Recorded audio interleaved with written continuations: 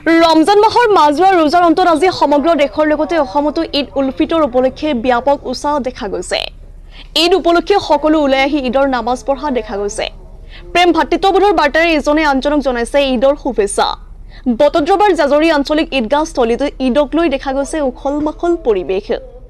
নগাঁও মৰিগাঁও জিলাৰ সীমামূৰীয়া অঞ্চলৰ গুলেস্তান পট্টি, আমোলাপট্টি, মুজাহিদ পট্টি, ইছলাম পট্টি, আজাদ পট্টি, কমলা পট্টি, মণিপুৰ ইটাকলিৰ দলংঘাট ঢিংখেল, নিচানতল, পূব নিচানতল, চাৰিআলি আজি 17খন গঞা ৰাইজ সমবেত হৈ পুৱা 2 ৰাকাত ঈদৰ ৱাজিব নামাজ পঢ়ি বিশ্ব শান্তিৰ বাবে প্ৰাৰ্থনা কৰে।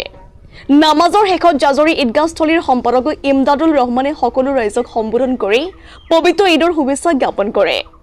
বটদ্ৰৱাৰ পৰা মেহদী জামানৰ ৰিপৰ্ট, নিউজ 24 অসম।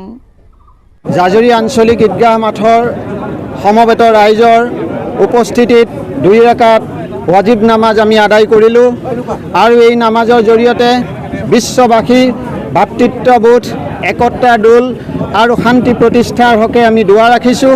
যিহেতুকে মুছলমানসকলৰ, ইছলাম ধৰ্মী লোকসকলৰ এমাহজোৰা যি পবিত্ৰ ৰমজান মাহ, এই ৰমজান মাহৰ তেওঁলোকৰ ব্ৰত পালনৰ জৰিয়তে উপবাসে থাকি তেওঁলোকে ভগৱান বা আল্লাহক সন্তুষ্টৰ কাৰণে যি ৰোজা ৰাখিছিল, সেই ৰোজাৰ শেষ প্ৰান্তত আজি 2 ৰাকাত ঈদ উল ফিতৰ নামাজ আদায় কৰা হৈছে।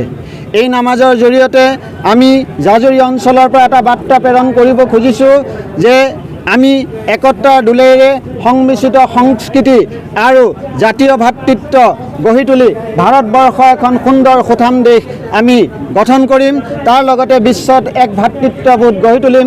তাৰেই শুভকামনাৰে আজি এই নামাজ আদায় কৰি আমি দোৱা ৰাখিছোঁ।